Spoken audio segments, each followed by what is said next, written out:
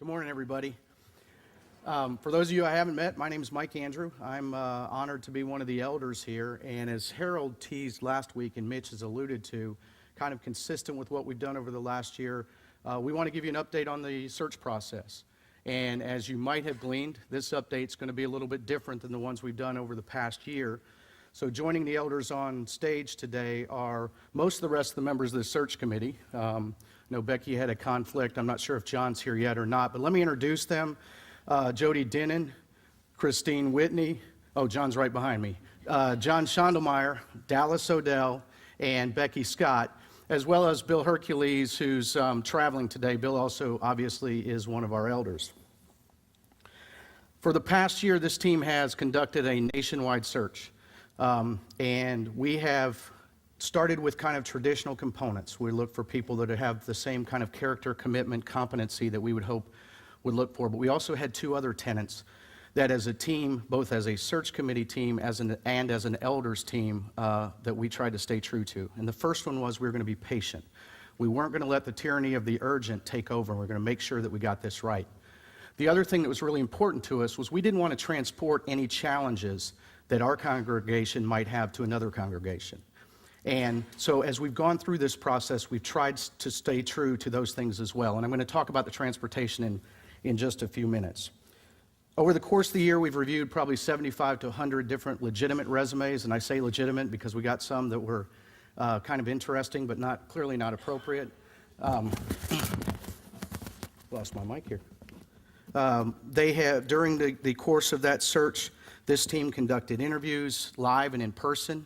In every case that we thought was a serious or legitimate candidate, we tried to listen to sermons, whether it was on YouTube or DVD or otherwise. They've invested a great deal of time over the past year during this process, and a time when this team had personal challenges, quite frankly. We had new babies come in some cases, the loss of parents. We had children that had surgery, seriously ill parents. But through it all, this team stayed really focused on the task at hand and have served this congregation well. So first, I'd like to congratulate them, and you offer your thanks as well.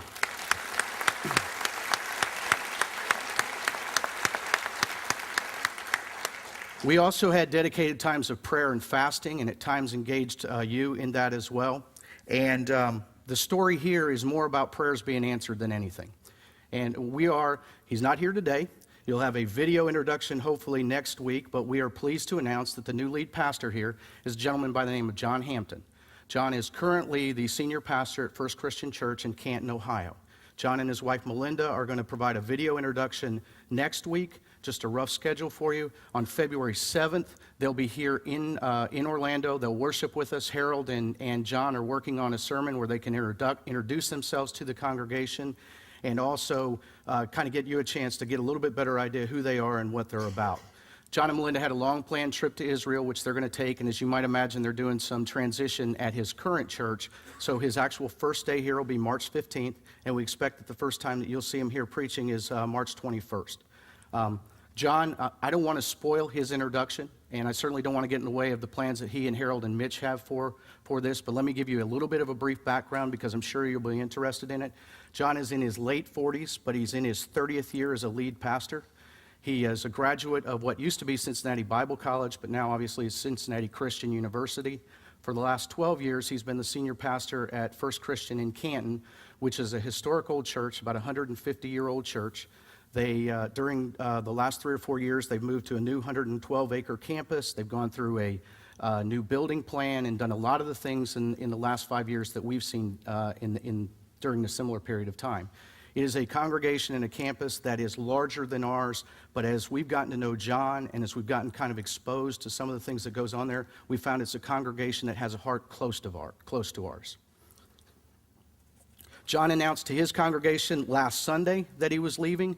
If you want to go take a look, their website is firstchristian.info, I-N-F-O. John also, and they've posted his resignation letter and his resignation sermon online, so you can pull that up. He also has a blog, johnahampton.com. He's already got a message out there. You can go take a look at that. I hope you'll be excited when he gets here. I know there's a lot of questions that'll be coming up. His wife, Melinda, of 26 years, will be here. They have 2 daughters, Anna and Rachel.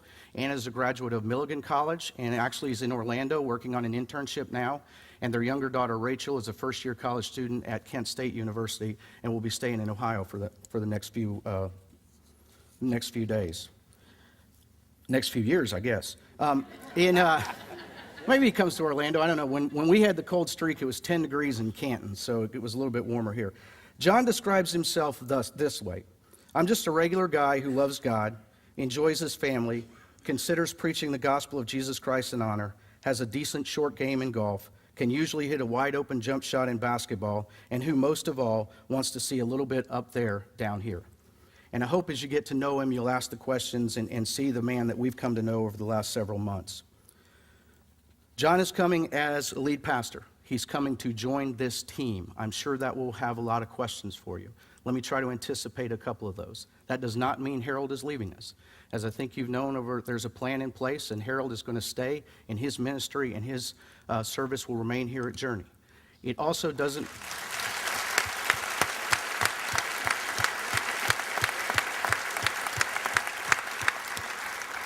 It also does not mean that we're not going to have the pleasure of seeing Mitch up here again.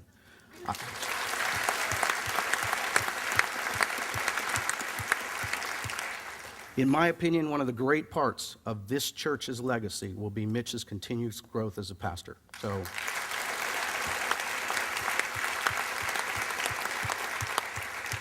it will also, though, mean change. It will mean change for you, though. And it's not change just because of John. This is God's church, and we've already started on that path. You may not have connected the dots yet, but go back to the sermon that Professor Bundy gave about each one of us in Christ are an ambassador for Christ. We've talked about financial resources. Mitch this morning talked about time. What you should expect is continuing throughout this year that more and more you're going to get challenged to understand what your individual ministry is and to bring that to be an ambassador for Christ. John is joining us as part of that team. I know Mitch gave you several passages this morning. I'm going to add one more to your homework. Please go read again 1 Corinthians 12. We talk in financial times and organizational restructuring in corporate terms sometimes, but you read there and the message is clear. The new church is a body, and each one of us has spiritual gifts. You're going to get challenged to understand what your spiritual gifts are and to bring them in support of this church and to be a stronger Christian, a stronger ambassador for Christ over the next year. Last thing from me, and then I'm going to have Dallas and John close in prayer. I talked about transportation, and one of the things that we wanted to do was not take any challenges that we had and transport it to another congregation. We've been praying for the First Christian congregation for several months. There's been kind of several back and forth conversations through John and the different elders. If you get a chance to watch the resignation sermon, what you will find is that church is praying for us.